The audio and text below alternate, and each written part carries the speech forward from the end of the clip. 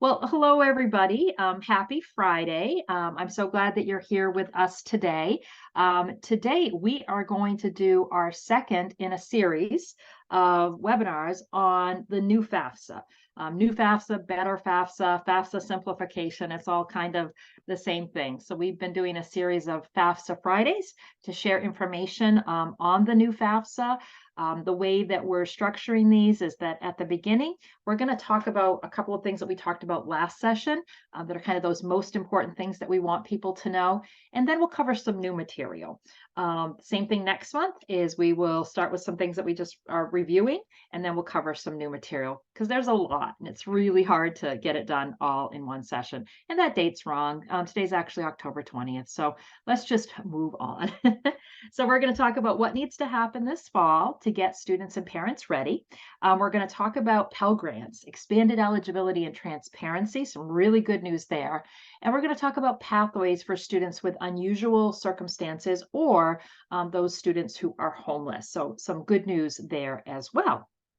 So as we go through today, please put any questions that you have in the chat. I will stop periodically to check the questions and answer them or, provide feedback on them. So I encourage you to do that. And at the end, I can even open it up and let people talk and ask their questions live. Whatever works for you is what works for me today. So let's talk about some things that we talked about last time, in case you were here or not here, things that need to happen this fall. So there are several things that we would like to have happen this fall as a result of changes that are being made to the FAFSA. One thing that we'd like to have happen this fall is for people to identify contributors. Now, contributors is a new term, and contributors basically means people who have to provide a consent and approval for their information, their tax information to be shared by the IRS.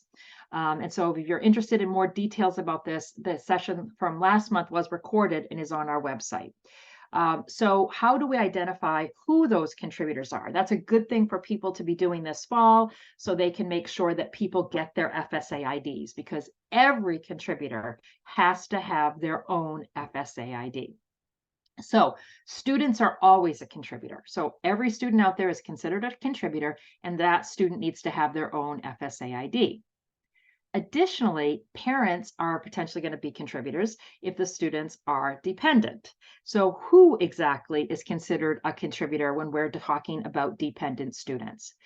What students want to think about is if their parents are married and file a joint tax return, and this will have been for 2022, then information for both parents will be required, but only one parent will officially be considered a contributor and need an FSA ID.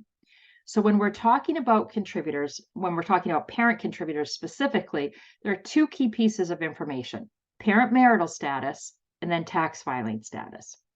And the reason that tax filing status is so important is because of that information coming from the IRS. So when people file a joint tax return, then they can grant consent on behalf of both parties. So for example, in my case, I'm married and my husband and I filed a joint tax return in 2022.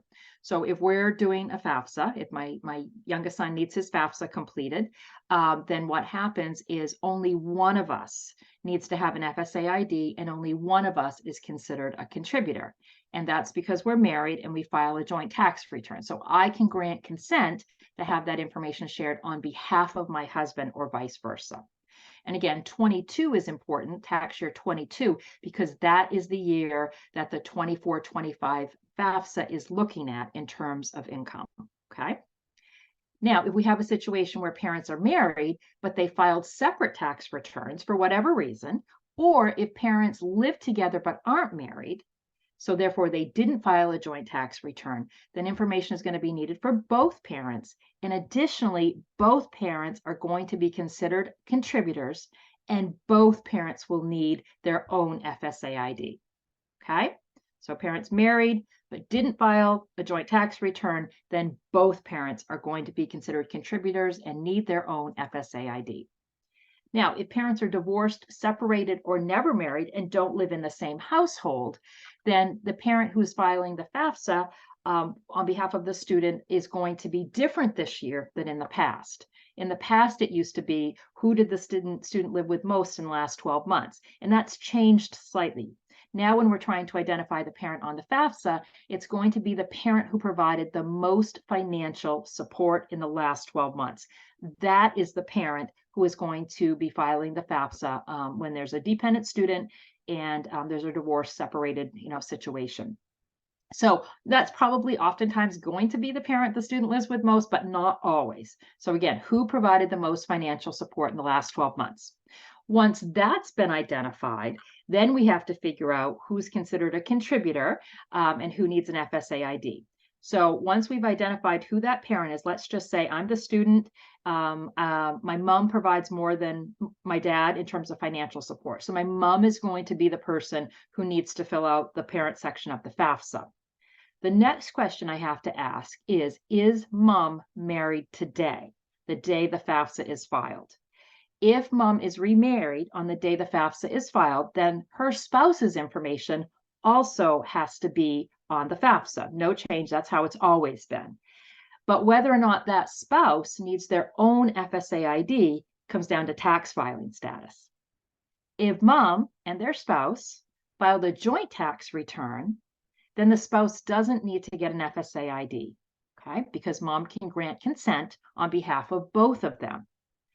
But if they got married recently, for example, and so therefore they didn't file a joint tax return in 2020, then the spouse will also be considered a contributor and will need their own FSA ID.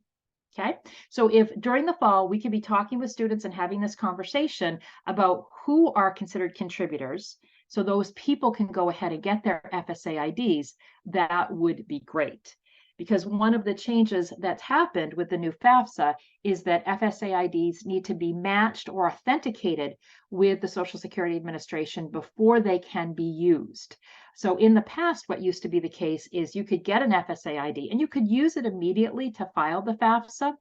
Now, you did have to wait before it was authenticated until it was authenticated till you could do anything else. But you could go ahead and file the FAFSA initially, but that is not going to be the case any longer. So if we have an event and people come and they haven't done anything yet, all we're going to be able to do with them that evening is to create their FSA IDs.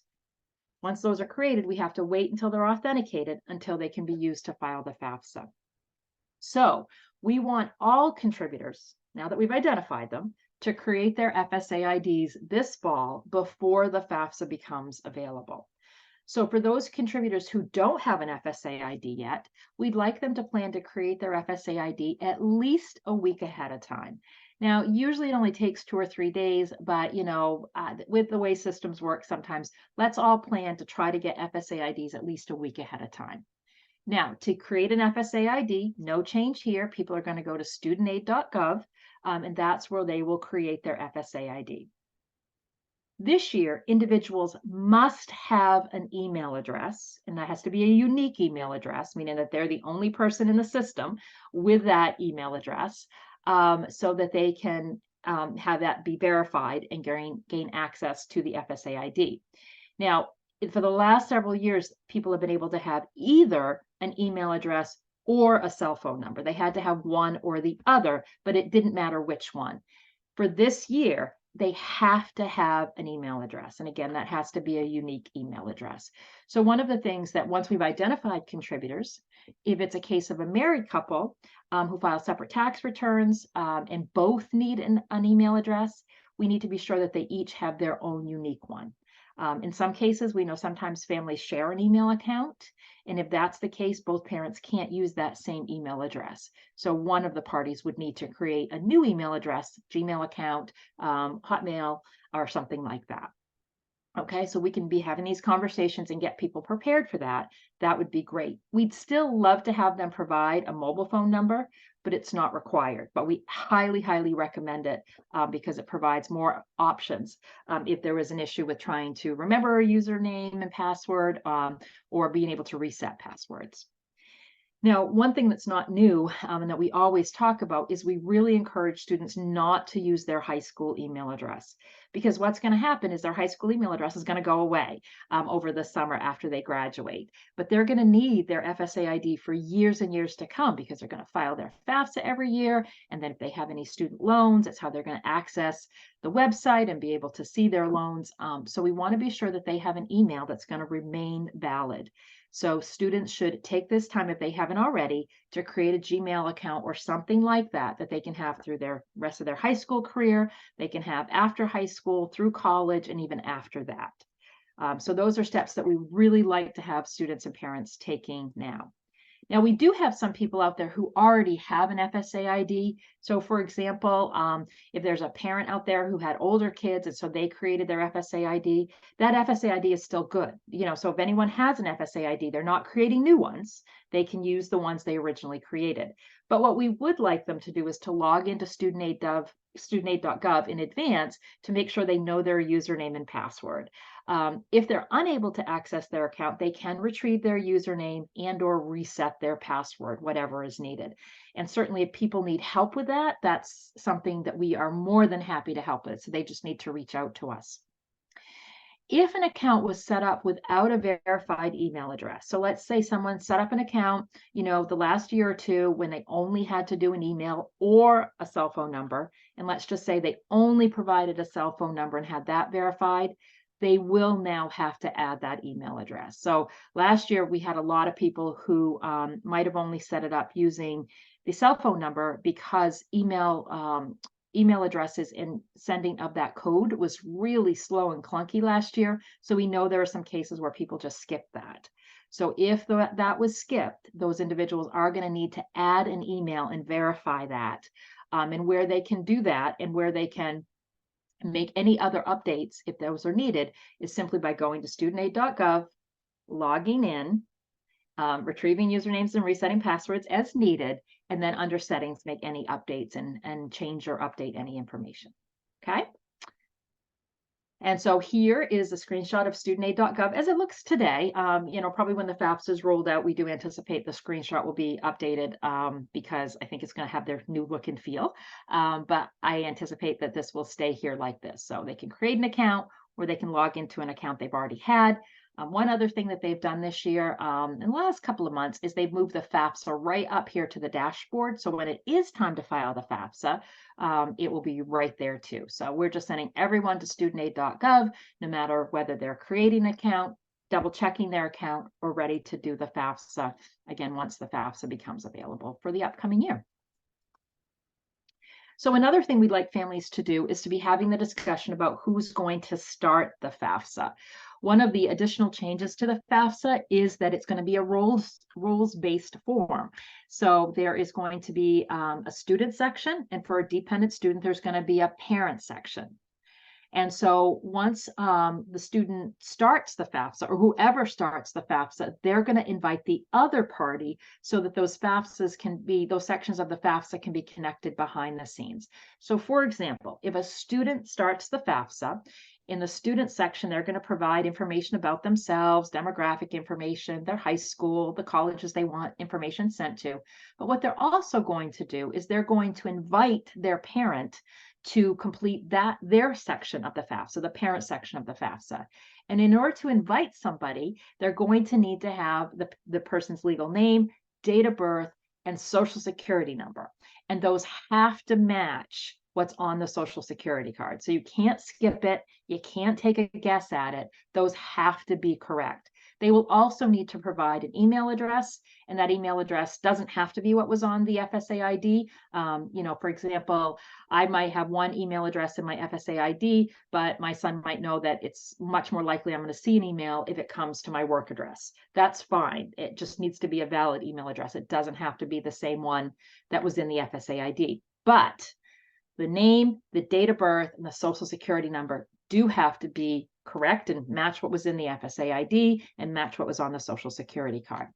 So sometimes it's going to make sense for the student to start the FAFSA because they have that information or they can get that information.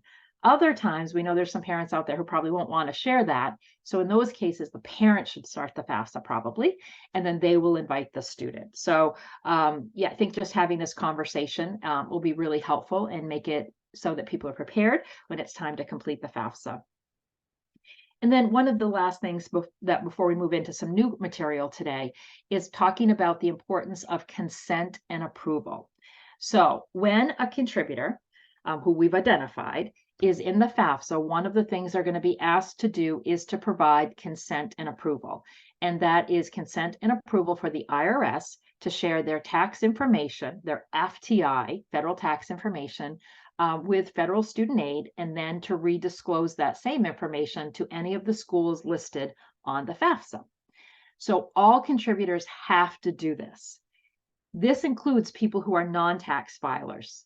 This includes people who are filing an extension. This includes people who file a foreign tax return, don't even file a tax return with the US, with the IRS.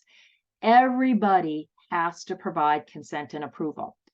When consent and approval is provided, it's not just that the IRS is sharing tax information, income and taxes paid information. The IRS is actually sharing whether or not there's a tax return on file. And the fact that there isn't one on file is a critical piece of information to determine what happens next within the FAFSA. So absolutely everybody has to provide consent and approval, including students who have never filed taxes.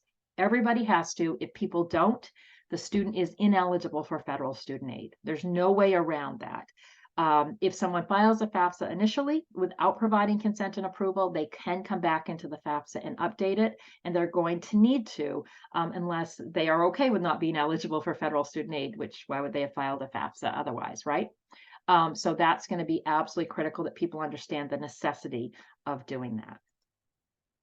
Any questions about any of this? If you have a question, go ahead and put it in the chat, and I will take a peek at it and see if I can address it. Hold on just a second, take another sip of coffee. All right, not seeing any questions, so I'm going to go ahead and let's talk a little bit about Pell Grants, talk about Pell eligibility and transparency. And this is some of the best news that's associated with the new FAFSA. Having talked about FSA IDs, you might say, this is simpler, and we've definitely had those thoughts as well. I think completing the FAFSA will be simpler, but there are some things related to the FSA ID and tax information that are a little bit more strict now. But when we talk about Pell Grant eligibility and transparency, I think this is all good news. So the way that Pell Grant eligibility has been expanded. So basically, students will be looked at, and eligibility for a Pell Grant will be determined in one of three ways, or potentially looked at for all of these three ways. Students will be looked at to determine if they're eligible for a maximum Pell Grant. They will be looked at to see if they're eligible for a Pell Grant based on their new SAI. So the SAI has replaced the EFC. Basically, the concept of how it's used is the same, but it's been renamed. So based on their SAI, determine whether or not they're eligible for a Pell Grant, and then determine whether or not they're eligible for a minimum Pell Grant. So I'm going to talk about each of these in more detail. But at the end of the day, a student can become eligible for a Pell Grant in a variety of ways. And whatever way they're eligible, that's great. And the maximum amount that they're eligible for, if they're eligible for in multiple ways, is what they're going to receive. So let me talk a little bit more about that and try to make that a bit more clear. Can I just answer one question really quickly before we move on? Students who filed their own taxes in 22 will need to provide consent and approval so that their information can be pulled. Yes, absolutely. So everybody has to. So students who filed 22 taxes will have to provide consent and approval, and students who did not file taxes in 22 will have to provide consent and approval. I do have one more question related to the last section. If parents are divorced and the child lives with mom full-time, however, mom doesn't work and has no income and dad pays child support, will the dad be required to be the contributor to apply? Okay, that's a great question. So yes, is the answer, the short answer to that. So if you've got a scenario where the student is, like you said here, living with mom, but mom doesn't have any income, Now, keep in mind, if mom gets income from, TANF and things like that, she can count those towards her providing support for that student. But let's say she doesn't get any of that. Instead, dad pays child support and mom, lives off that child support. And that child support is the financial support that the student is receiving. Then yes, in that scenario, dad would be the contributor on the FAFSA. Mom's information would not be required on the FAFSA. Dad's information instead would be required on the FAFSA. And if dad is remarried as of the day the FAFSA is filed or married, then his spouse's information would be required as well. Okay, so there is a scenario where things might be different for a student from what they filed last year and how they filed, and with which parent to this year. All right, so now let's plow ahead with Pell Grant, but go ahead and put in any other questions. And what I'll do is I'll finish the Pell Grant section, and if then I'll take a look at the questions and whether they're applicable to the first section or to the Pell Grant section. I'll address them then. Okay, so 3 ways in which a Pell Grant eligibility for a Pell Grant can be determined. Okay, so for today, I'm going to focus on dependent students. Similar criteria exists for independent students, but today I'm just going to focus on dependent students. So a student is going to be eligible for the maximum Pell under these circumstances. Okay, now keep in mind a maximum Pell for the current year is $7,395, and that often goes up a little bit every year, but current maximum Pell Grant is $7,395. So a pretty good amount. We always want it to be more, but that's a pretty sizable amount. So a student is going to be eligible for that maximum amount under the following circumstances. And notice these are all or statements, okay? If a parent does not file a federal tax return, and so in this case, I'm talking about people who are not required to file. Okay, we're not going to talk today about people who just don't. But if parents are not required to file a federal tax return, the student is automatically eligible for a maximum Pell Grant. And they're going to know that in advance. Additionally, if the student has a single parent and that parent's AGI is greater than 0, but less than 225% of the poverty guideline based on family size, and we're going to look at that in just a second, then the student is eligible for maximum Pell. If the student's parent is not a single parent, so let's say parents are married, and the AGI is more than 0 and less than 175% of the poverty guideline for family size, that student is going to be eligible for a maximum Pell Grant. Additionally, if the student is under 33 and their parent died serving in the armed forces after 9/11 or in the line of duty as a public safety officer, that student will also be eligible for the maximum Pell Grant. Okay, so under any of these circumstances, the student will be eligible for that maximum Pell Grant. Now, let's just say the student is not eligible for a maximum Pell Grant. They don't meet any of that criteria. Then what a school is going to do is they're going to look at them to see if they're eligible for a calculated Pell Grant. This is kind of how Pell Grants have always been awarded. They've been awarded based on the EFC, or the expected family contribution. Now, again, the EFC has been renamed to be the Student Aid Index, okay, or the SAI. So students will file their FAFSA. When their FAFSA has been submitted, they're going to see what their SAI is. Then based on their SAI, we can determine whether or not they're eligible for a Pell Grant. Now, the good news is that they've changed and made it easier to determine how much of a Pell Grant a student might be eligible to receive. There used to be this really, long, complicated Excel chart, but now it's as simple as this for a full-time student. What you do is you take the maximum Pell for the given year. Again, right now it's $7,395, and you subtract out the SAI, that Student Aid Index. So in this scenario, if the maximum Pell is $7,395, the SAI is $1,005, then what the calculated Pell eligibility is going to be is the $7,395 minus the $1,005. The student's eligibility for Pell Grant is for a $6,390 Pell Grant. So when we're sitting there with a student, we know their SAI, we are going to be able to determine whether or not they're eligible for a Pell Grant and how much. So this is a much easier way of calculating that. Okay, so we've talked about who's eligible for maximum Pell, who's eligible for a calculated Pell. And let me just say that if a student is eligible under both circumstances, they're going to get the larger amount. Okay, so in this scenario where a student is eligible for the 6390, but let's just say they did meet the criteria to get the maximum Pell, they're going to get the maximum. So whatever the highest level of Pell is, that's what the student is going to receive. But then let's say the student's not eligible for maximum Pell and they're not eligible for a calculated Pell. So their SAI is higher than the Pell cutoff. What about then? Are they out of luck? Nope, not anymore, because then we can consider whether or not they're eligible for minimum Pell Grant. And a student is eligible for a minimum Pell Grant when the student's parent is a single parent with an AGI of less than 325% of the poverty guidelines for their family size, or the single parent is not, the student's parent is not a single parent and has an AGI of less than 275% of poverty for their family size. Under those circumstances, the student's going to be eligible for the minimum Pell. Now, the minimum Pell amount will change as the maximum amount of Pell changes. So the minimum amount of Pell Grant is going to be 10% of the maximum. So I'm just making the math easy here, but let's just say the Pell Grant goes up to $7,500, then the maximum Pell would be $7,500, the minimum Pell would be $750. So I think one of the things that I'm trying to keep in mind that I feel really good about is that, the minimum Pell, $750 is still a good amount of money.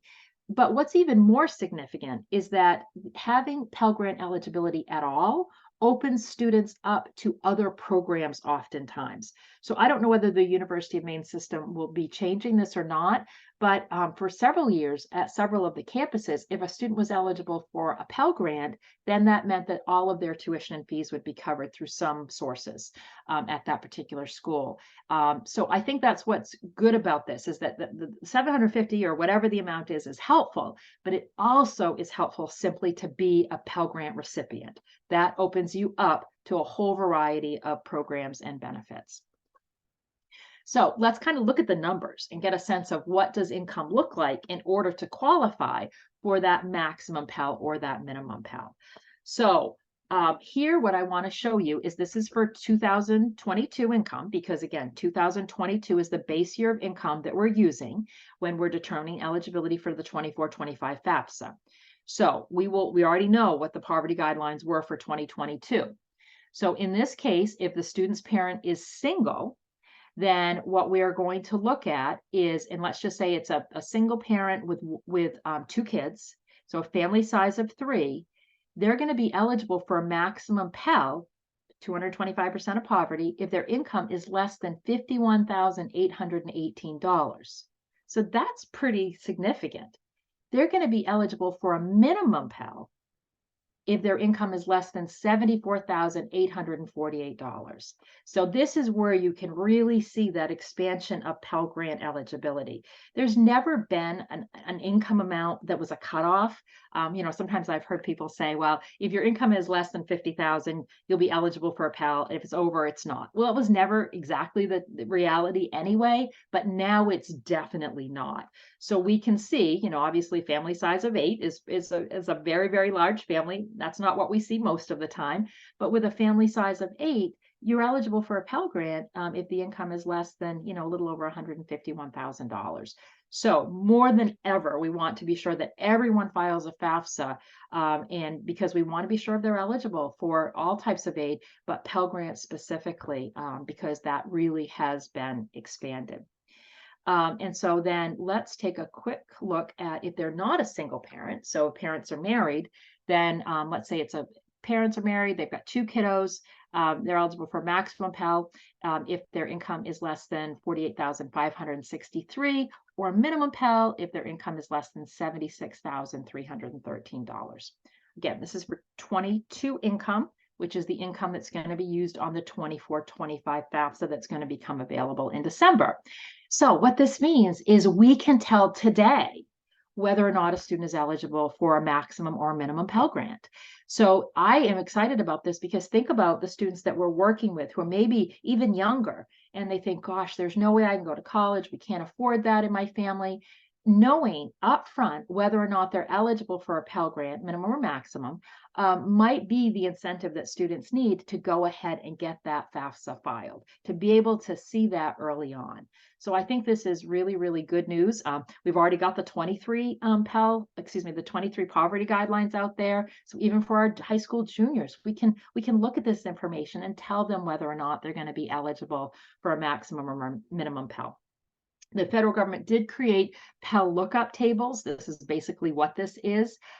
So there's a link here where you can go on the federal student aid website, and it will list all of the various charts. So for dependent students that I've showed you here, but also for independent students, you can see all of those charts as well. So really good news there. This chart here, it was something put together by NASFA, the National Association of Student Financial Aid Administrators. I know it looks a little crazy, but this is something I have printed off and I just kind of keep handy because it is a really easy way to tell whether a student is eligible for, certain types of Pell Grant or certain amounts of Pell Grant. So for example, I'm not going to go through the whole chart, but here it asks the first question: did the dependent student's parents or an independent student file taxes for the applicable tax year? If the answer is no, look at this, it's color coded. It goes right down to the bottom. They are eligible for a maximum Pell like we've talked about. So that's like just straightforward. We know they're eligible for a maximum Pell. Go ahead, get the FAFSA filed so they can receive that amount. Additionally, they're going to have what's their new SAI can actually be a negative number. So we're not going to talk a lot about that today, but we'll talk about that in a future session. So I find this chart handy. Certainly if it's something that you want to print out and have available, that's great. If you look at it and you say it's just too much, Mila, I get that too. But I did want to share it with you and let you know it's available as a resource. So we're actually not going to do a poll today because we're going to do a Kahoot at the end. So this poverty chart is the one that's used for all different types of federally means tested benefits. It's the one from the Department of Agriculture. Okay. So that is the poverty chart that is used. Where do we look for definitions of single parents and family size? So what I would say here is, if a parent is married, then they're going to do the not single parent. If they're not married, they're going to use the single parent one. As far as family size, I would use the IRS definition of that. For years, the IRS definition of things didn't match up with the FAFSA definition of things, but we're getting closer to that now. So that's what I would use.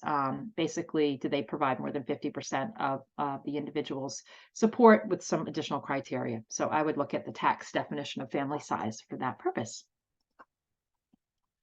All right. Any additional questions right now?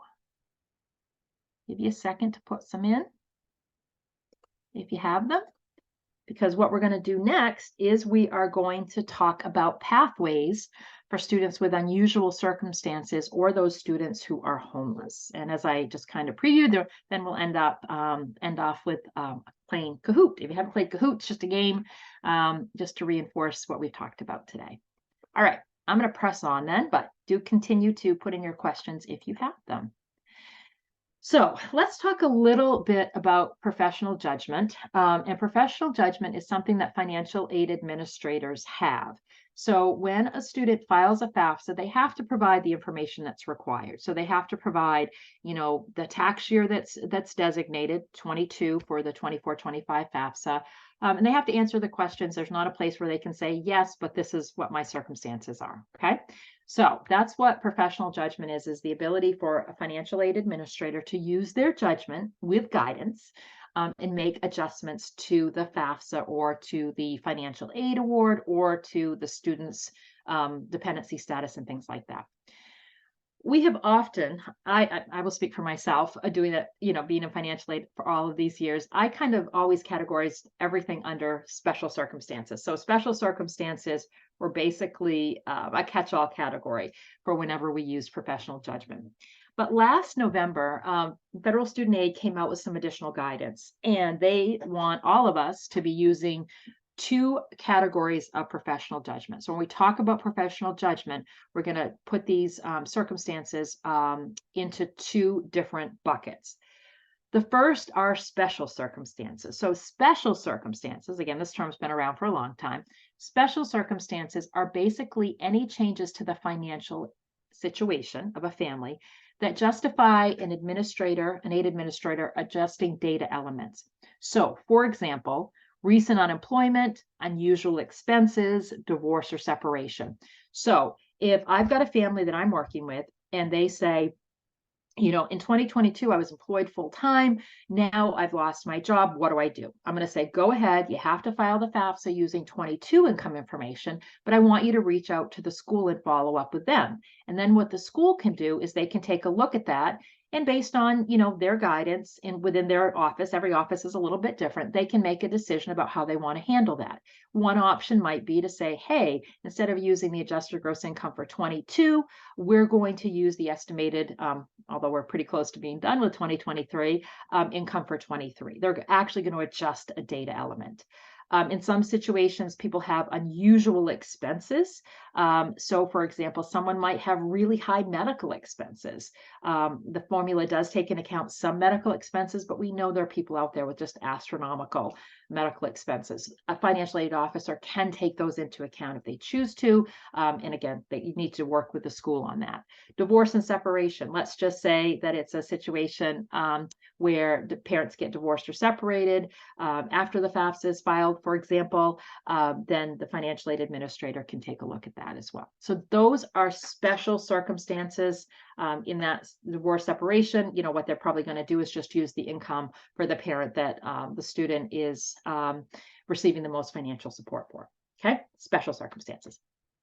Then there are unusual circumstances, and unusual circumstances really are going to be those scenarios that we've always referred to as where a dependency override might be justified. So unusual circumstances refer to the conditions that justify an aid administrator to make a dependency override based on those student situations. So there are lots of situations in which students might be automatically independent, even beyond just the fact that they're older or married.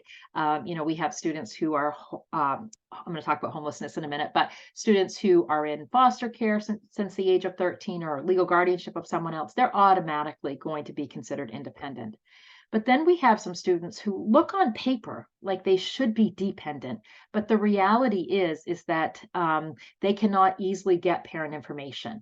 They can't get it because it's not safe for them physically or mentally, and we don't want, or they can't reach their parents, right? So we don't want students to be in a situation where it's going to be harmful to them to have to get parent information on the FAFSA. Parent refusal is a whole different thing. This is a case where it's just going to be harmful to the student potentially, or the student cannot locate their parent, or their parent is incarcerated. Okay, so if their parent has abandoned them, maybe that's a case where both parents are not available. That might be a case for a dependency override. Again, if it's abusive, it's harmful for the student, a dependency override for unusual circumstances might be appropriate. Or if a parent is incarcerated and the other parent is out of the picture, that might be a case for unusual circumstances.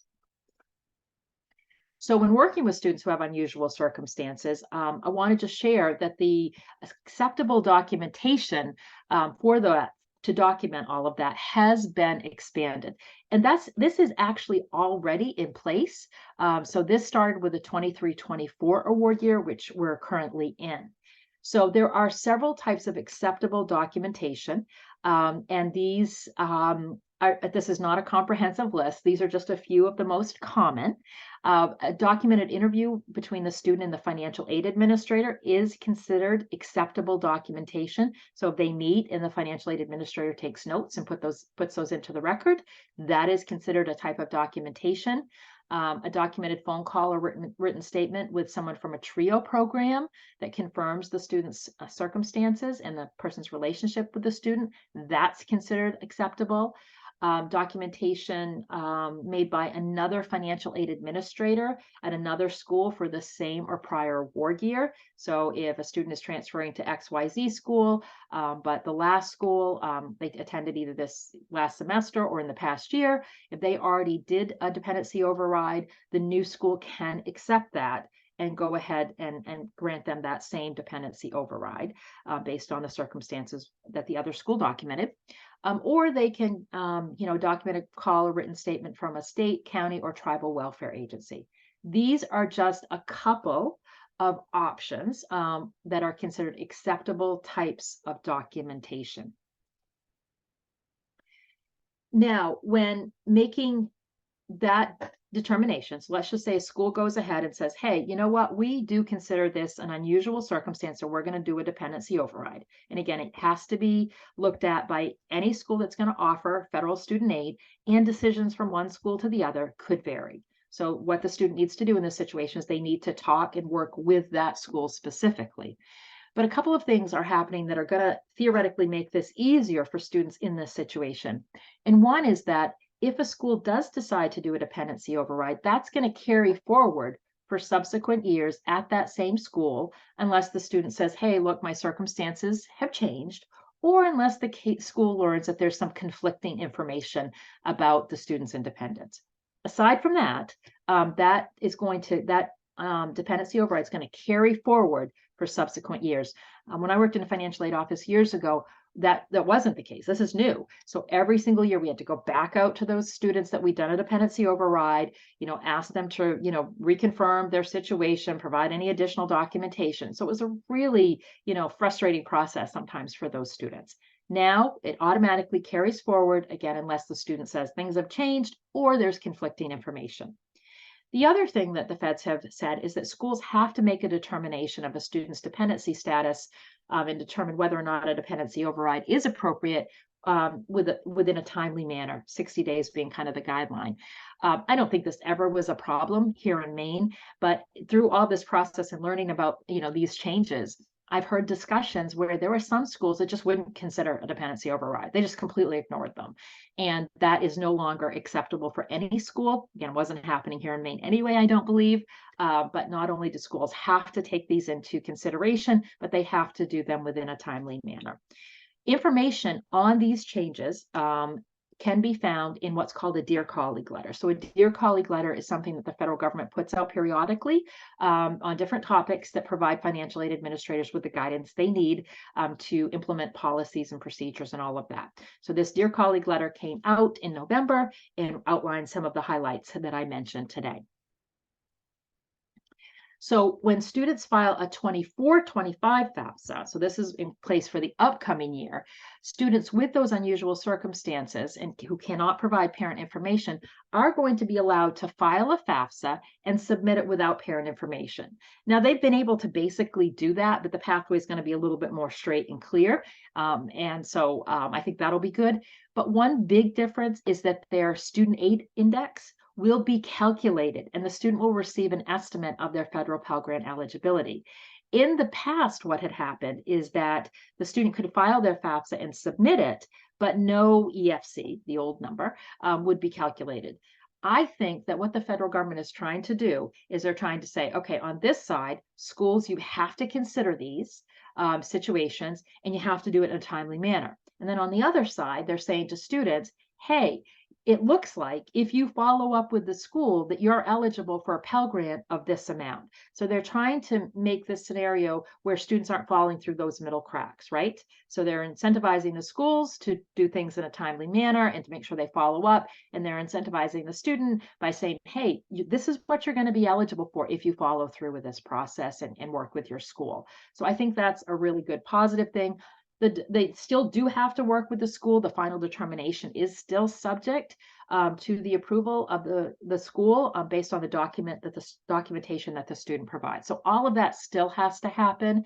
It's just in the meantime, before they get to that point, I think there's a process that's being set up that ensures, hopefully, that students and schools will follow up and get this issue dealt with and resolved, and hopefully, where appropriate, provide that dependency override. Okay, so this is just a screenshot of what that's going to look like.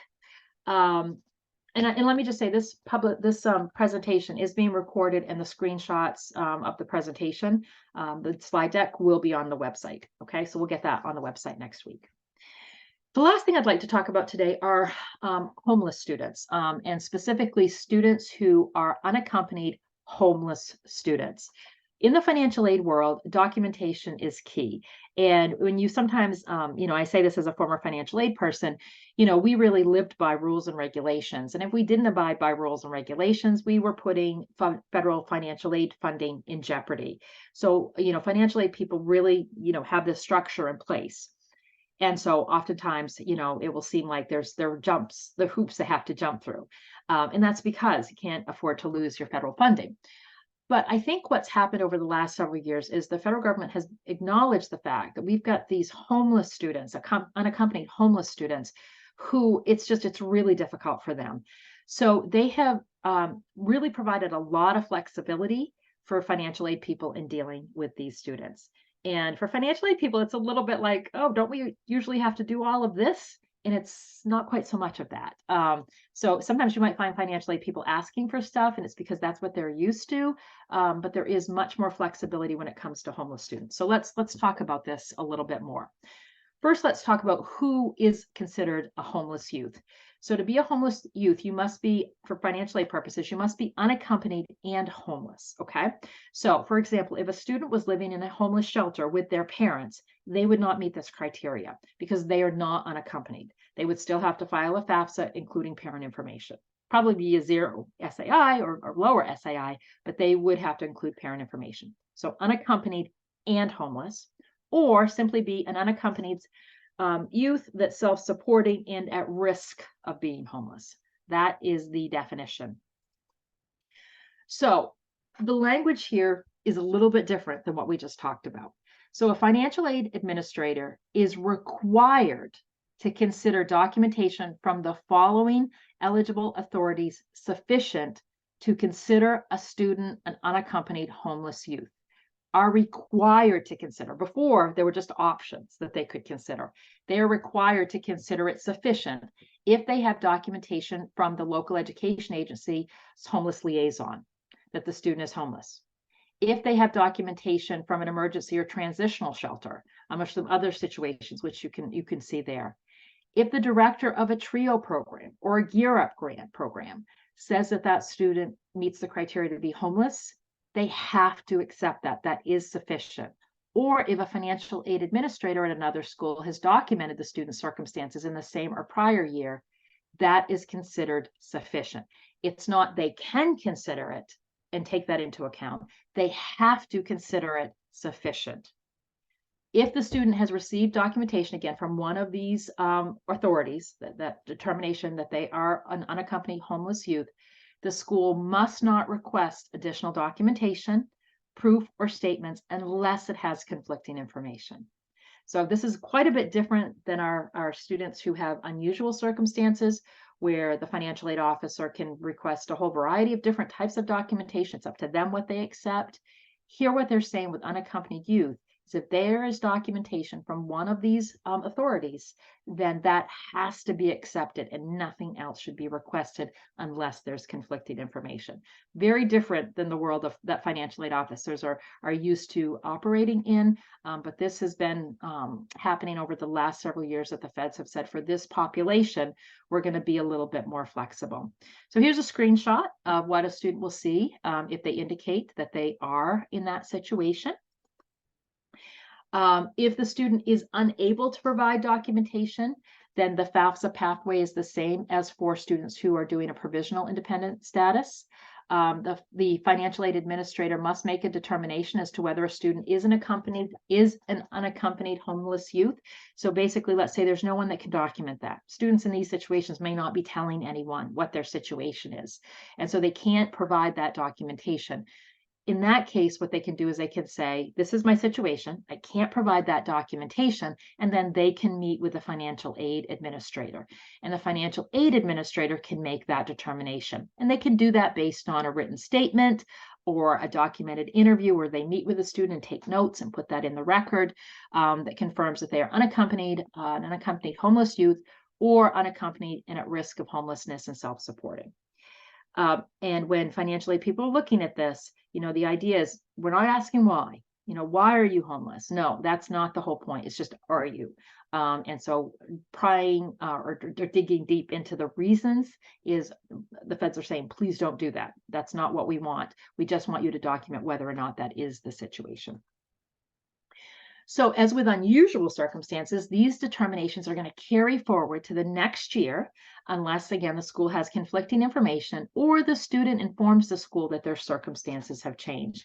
So this is a really big deal, because what used to happen is we would have students who are seniors in high school, and their homeless liaison at their high school would indicate that they met this criteria, that they were considered homeless. Well, that was fine for the first year, but then the next year they had to document that again. And they didn't necessarily have anyone who could document it. So the fact that this is going to carry forward from one year to the next, unless, again, there's conflicting information where the school is notified by the student that the circumstances have changed, those are just going to carry forward. So all of this is meant to help homeless students or unaccompanied homeless youth get through this process, because the numbers are horrible for students who are homeless youth. The percentage of them that actually go to college and then graduate is incredibly low, single digits low. And so these are efforts by the federal government to make sure that these students can get the financial aid they need and get their education so that they can move into a pathway that's going to be beneficial for all of us.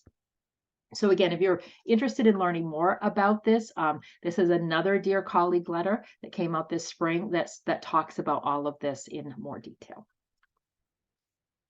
All right, how's everyone doing? I've got a question. The question I have is, if a student is emancipated and lives with a non-family member full-time, will that non-family member be a contributor on the FAFSA? No, they will not. So a student is considered to be automatically independent, and I'm going to try to run through them based on my memory. If they are 24, if they are married, if they have children or others that they provide more than 50% of their support for, if they're a veteran, if they're on active military duty, if the student has ever been in foster care since the age of 13, if the student is in the legal guardianship of anybody else, if the student is homeless, like we've just talked about, or if the student is an orphan, or if the student is an emancipated minor. So an emancipated student is automatically going to be considered independent. So it will only be their information that will be required on the FAFSA. So no, the family or non-family members that they live with will not have to provide any information on the FAFSA. Eligibility will be determined solely based on the student's specific circumstances. Okay, well, let's see, one more question here, and then we'll do our fun stuff. If there is a student where the parent refuses to fill out their portion of the FAFSA, what can the student do for eligibility?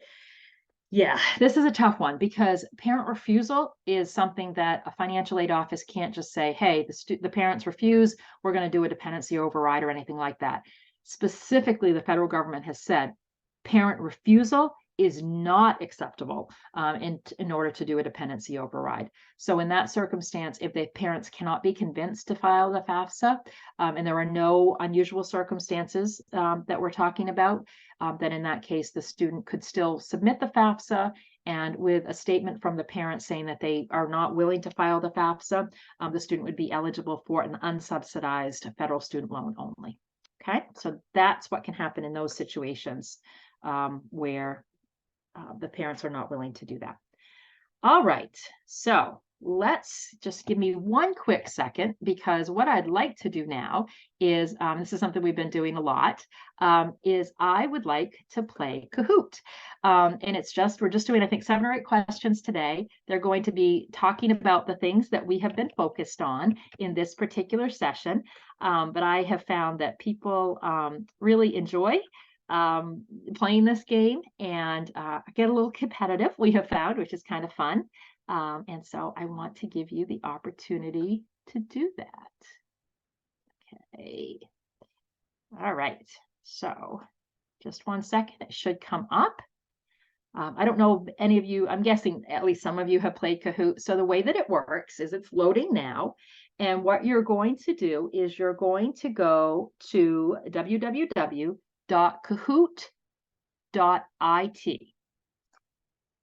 Okay. So you're going to go to www.kahoot.it.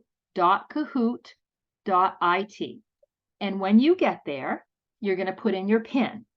And so the game PIN is 34546962. And then you're going to see that as you join us, you are going to come up on the screen. So I'm going to hold tight for a moment and let some of you join us.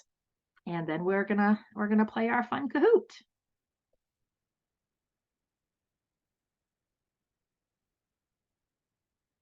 And I'm just gonna tell my boss right now, who's on the line, Martha, that this is going to run over 2 for a moment.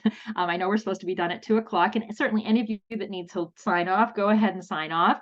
And Martha, I will join our next meeting as soon as we finish up with this. Absolutely no worries. Okay, thank you. Okay, so let's go ahead and get started. So I'm just going to tell you the way that Kahoot works, if you haven't played it before, is you want to get the right answer, and some of them are multiple choice and some of them are true or false, but time matters as well. So the quicker you get the answer, the more points you get.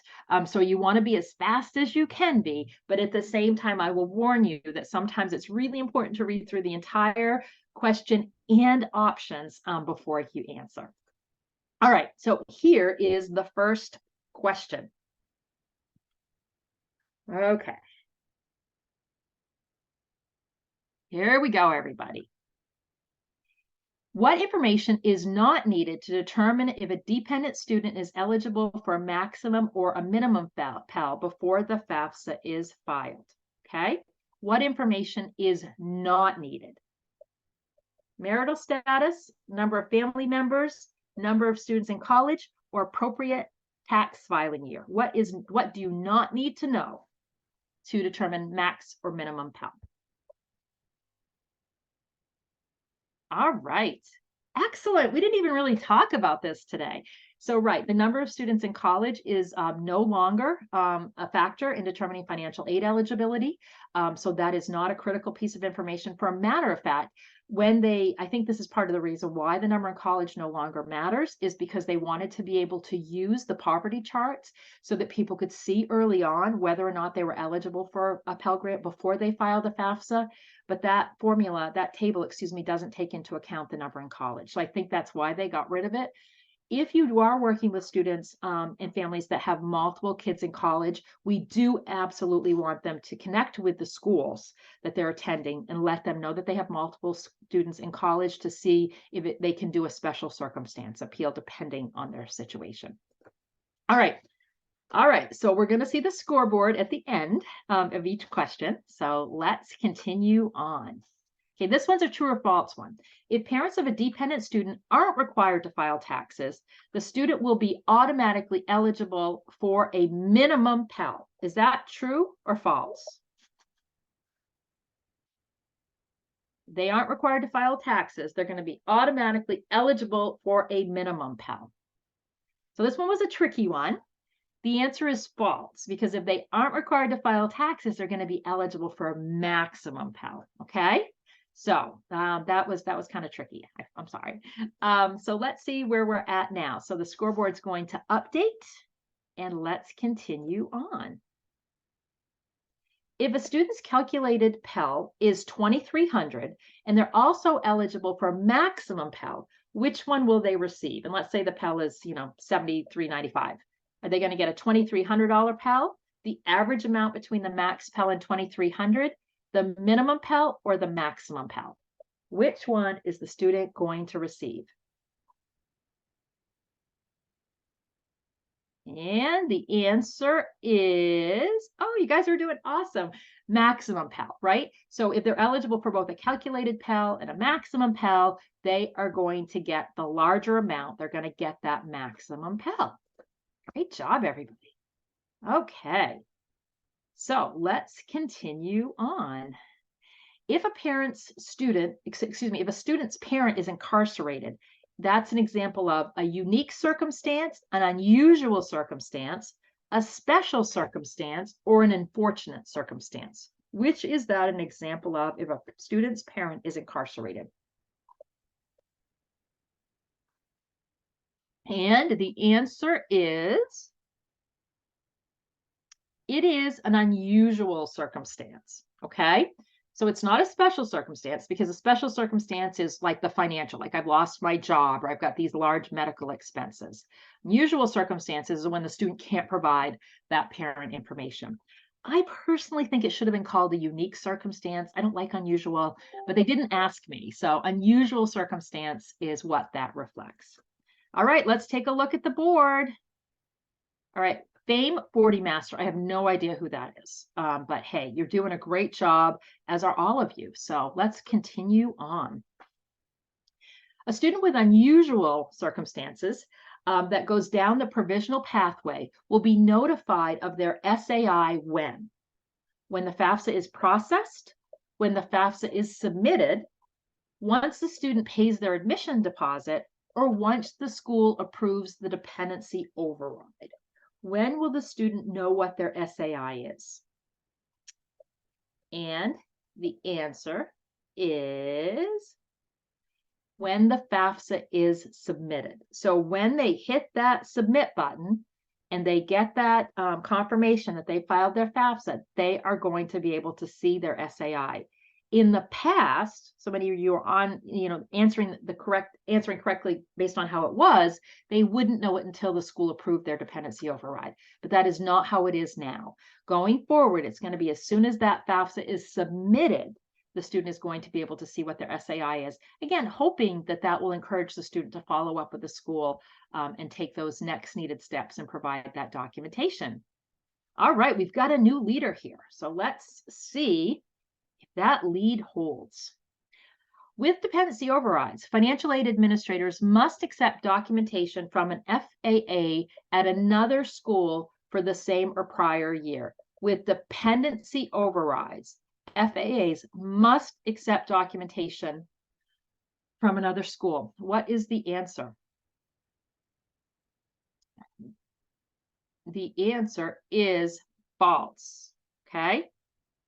With dependency overrides, they can accept documentation from the other school, but they're not required to.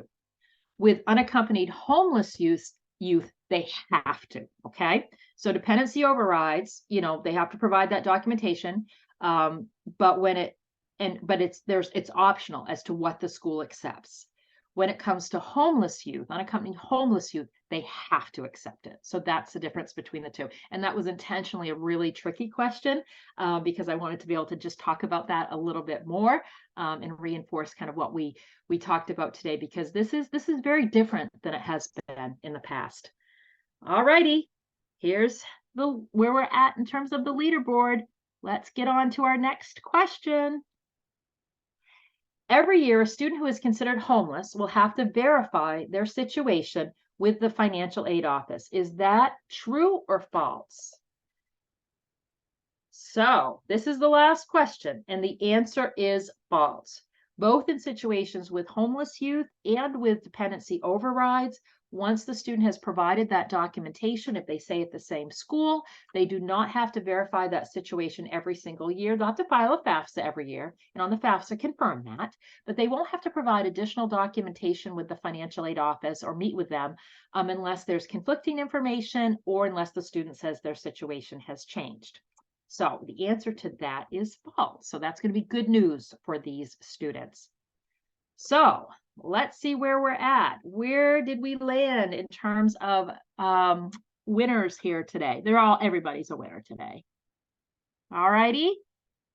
So our big winner today, I wish I had a prize to give you. Yay! Go Bez. I'm not sure how you pronounce it. Terrible pronunciations. So thank you so much for playing along. That was fun. And I think I really like doing these Kahoots, and I hope you enjoyed it as well. Before we finish for the day, I'm sorry. I didn't see the note about saying the pin again. So I'm sorry if someone missed out because I didn't say the pin again. And Fame 40 gave up. Okay, well, thank you. I'm glad you played. Please don't give up. Everybody's a winner. It's Friday, you guys. It's Friday. Weekend's coming. We're hours away from it. So I hope that you found this beneficial. I really, really appreciate it is Friday. Thank goodness it's Friday. I really appreciate you being here with me. As Becky Stickney has just mentioned, the pin is always at the bottom of the Kahoot screen. So if you join me next month, which you can do by going to famemain.com/events, and we register for next month. If you haven't already, I'd love to see you there. And yes, this presentation was recorded. Because we didn't have you register, we are not going to automatically send it out, but instead it will be on our website. So it will be at famemain.com/FAFSA Simplification. famemain.com FAFSA Simplification is where you will find this recording. It'll be there next week with the slide deck and with any of the sessions that we have done previously. Okay. All right. Great. I hope everyone has a wonderful rest of your Friday, a good weekend despite the rain, and thank you again for playing along. Okay?